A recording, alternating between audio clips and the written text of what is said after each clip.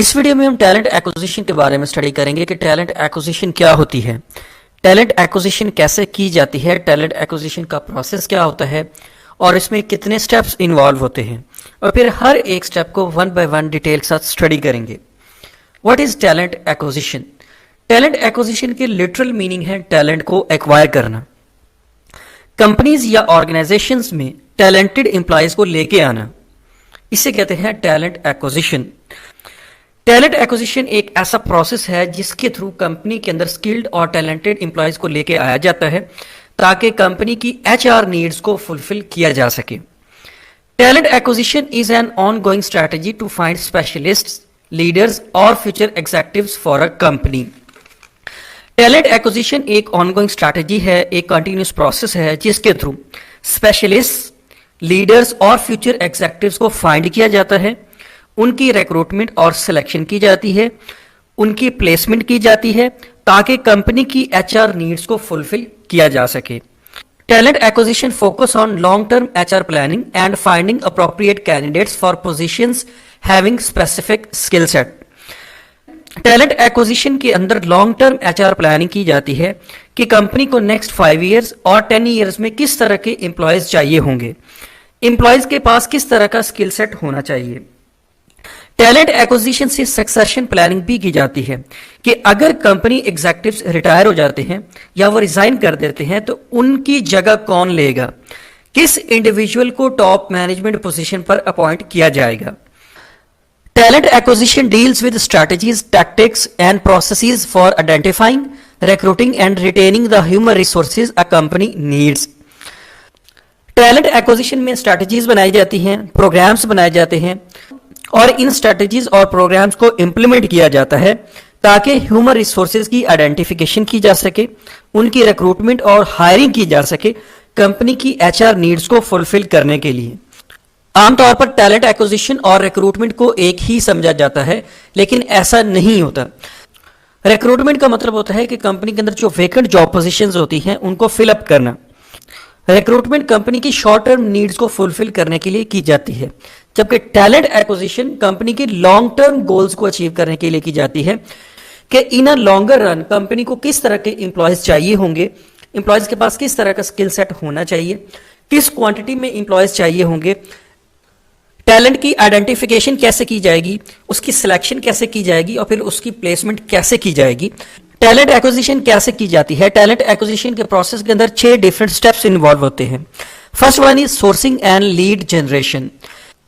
Discover new talents from different pools of talent through social networks, online forums, job portals, company branding, reaching out past candidates.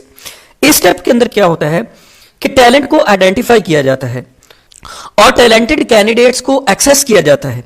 इसके लिए different methods use किए जाते हैं। For example different social networks को use किया जाता है, job portals को यूज किया जाता है, ऑनलाइन फोरम्स को यूज किया जाता है, कंपनी के ब्रांड को यूज किया जाता है, प्रीवियस कैंडिडेट्स को एक्सेस किया जाता है जिन्होंने पास्ट में अप्लाई किया था और वो कंपनी को किसी वजह से ज्वाइन नहीं कर पाए थे, तो कंपनी ऐसे कैंडिडेट्स को भी एक्सेस करती है। आमतौर पर जो बिग सिटीज होते हैं ना, उनमें हर तरह का टैलेंट अवेलेबल होता है, लेकिन रिमोट एरियाज में टैलेंट को एक्सेस करना बहुत मुश्किल काम होता है। तो इसके लिए कंपनी डिफरेंट मेथड्स को यूज करती है, डिफरेंट प्लेटफॉर्म्स को यूज करती है ताकि वो मैक्सिमम टैलेंटेड कैंडिडेट्स को एक्सेस कर सके। Second step is attracting candidates. Candidates को अट्रैक्ट करना कि वो कंपनी में जॉब के लिए अप्लाई करें। इसके लिए company attractive compensation package design करती है, एम्प्लॉयज के बेनिफिट्स को रिवाइज करती है, रिवॉर्ड सिस्टम को इंप्रूव करती है, सर्विस स्ट्रक्चर को बेहतर करती है ताकि कैंडिडेट्स अट्रैक्ट हों और वो जॉब के लिए अप्लाई करें। अगर कंपनी का सर्विस स्ट्रक्चर अच्छा नहीं होगा, मतलब एम्प्लॉयज की ग्रोथ नहीं होती, एम्प्लॉयज को प्रमोशंस नहीं मिलती, रिवॉर्ड्स कम मिलते हैं, कंपनसेशन कम मिलती है, सैलरी कम है, वेजेस कम है, तो इससे स्किल्ड और टैलेंटेड एम्प्लॉयज उस ऑर्गेनाइजेशन में जॉब के लिए अप्लाई नहीं करेंगे। Interviewing and assessing. जब कैंडिडेट्स जॉब के लिए अप्लाई कर देते हैं तो उनकी स्किल को जांचना, उनकी असेसमेंट करने के लिए कि जिन कैंडिडेट्स ने अप्लाई किया है वो कंपनी की जॉब रिक्वायरमेंट्स को मीट करते हैं या नहीं करते, इसके लिए कंपनी इंटरव्यू कंडक्ट करती है। इसके लिए रिटर्न पेपर्स भी लिए जाते हैं, डिफरेंट स्किल टेस्ट होते हैं, साइकोलॉजिकल टेस्ट होते हैं। इंटरव्यू के लिए कंपनी एक सिलेक्शन बोर्ड बनाती है कैंडिडेट्स उस बोर्ड के सामने अपीयर होते हैं। क्वेश्चन आंसर के थ्रू सिलेक्शन बोर्ड कैंडिडेट्स की कॉम्पिटेंसीज को जांचता है। फोर्थ स्टेप है चेकिंग रेफरेंसेस। अब जो कैंडिडेट्स इंटरव्यूज के थ्रू या रिटन टेस्ट के थ्रू शॉर्टलिस्ट हो जाते हैं, उनके रेफरेंसेस को चेक किया जाता है। जो उसके प्रीवियस एम्प्लॉयर्स हैं, उनके रेफरेंसेस को देखा जाता है। कैंडिडेट्स के जो प्रीवियस मैनेजर्स हैं, उनके रेफरेंसेस को देखा जाता है। कैंडिडेट्स के बैकग्राउंड को देखा जाता है कि प्रीवियस ऑर्गेनाइजेशंस के अंदर या प्रीवियस कंपनीज के अंदर कैंडिडेट्स ने कैसा परफॉर्म किया है। अगर उनकी परफॉर्मेंस वहां पे अच्छी थी, उनकी फीडबैक पॉजिटिव थी, तो इस ऑर्गेनाइजेशन के अंदर भी यकीनन उनकी परफॉर्मेंस अच्छी होगी। लेकिन अगर उनकी परफॉर्मेंस प्रीवियस ऑर्गेनाइजेशंस के अंदर अच्छी नहीं थी, उनकी रेपुटेशन अच्छी नहीं थी, तो ऐसे कैंडिडेट्स को डिस्करेज किया जाता है, उनकी सिलेक्शन नहीं की जाती। फिफ्थ स्टेप है फाइनल सिलेक्शन। ये बहुत क्रूशियल स्टेप होता है टैलेंट एक्विजिशन प्रोसेस के अंदर। इसके अंदर सूटेबल कैंडिडेट्स को फाइनलाइज किया जाता है। कैंडिडेट्स की लिस्ट को फाइनलाइज करने से पहले उनकी एजुकेशन को देखा जाता है, उनके एक्सपीरियंस को देखा जाता है, उनके बैकग्राउंड को चेक किया जाता है और इस चीज की प्रेडिक्शन की जाती है कि ये कैंडिडेट ऑर्गेनाइजेशन के अंदर अगर आता है, ये ऑर्गेनाइजेशन के लिए कितना बेनिफिशियल हो सकता है, ऑर्गेनाइजेशन के अंदर ये कोई वैल्यू ऐड करेगा या नहीं करेगा। कंपनी की सक्सेस उसके वर्कफोर्स के ऊपर डिपेंड करती है।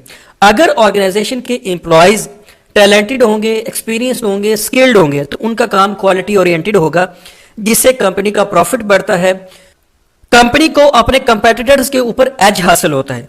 तो फाइनल सिलेक्शन करते हुए कैंडिडेट्स की कॉम्पिटेंसीज को थॉरली असेस किया जाता है, जांचा जाता है, उसके बाद कैंडिडेट्स की लिस्ट फाइनल की जाती है। Last step is hiring and onboarding. जब कैंडिडेट्स की सिलेक्शन हो जाती है तो उनको ऑफर लेटर इशू किया जाता है, उनको वेलकम ईमेल भेजी जाती है। जब वो ऑर्गेनाइजेशन को ज्वाइन कर लेते हैं तो उनकी ओरिएंटेशन करवाई जाती है, ऑर्गेनाइजेशन के अंदर उनका इंट्रोडक्शन करवाया जाता है। नए आने वाले एम्प्लॉयज को ऑर्गेनाइजेशन की पॉलिसीज, ऑर्गेनाइजेशन के रूल्स एंड रेगुलेशंस, ऑर्गेनाइजेशन की प्रोसीजर्स, ऑर्गेनाइजेशन की प्रैक्टिसेस के बारे में बताया जाता है, ऑर्गेनाइजेशन के कल्चर के बारे में बताया जाता है। यह प्रोसेस कहलाता है ऑनबोर्डिंग। तो ये कॉन्सेप्ट था टैलेंट एक्विजिशन का। I hope you understand my point.